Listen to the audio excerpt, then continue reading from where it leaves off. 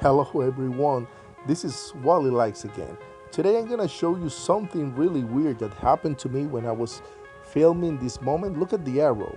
So the arrow was pointing one object that it was moving so fast. This object was moving so fast and the camera that I was using was set in the slow motion mode.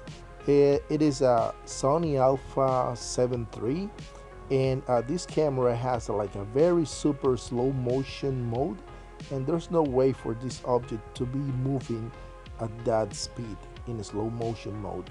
So what do you think? It wasn't a bird because the weather conditions that day were really bad. It was miserable, really cold, and I don't know. What do you think about it?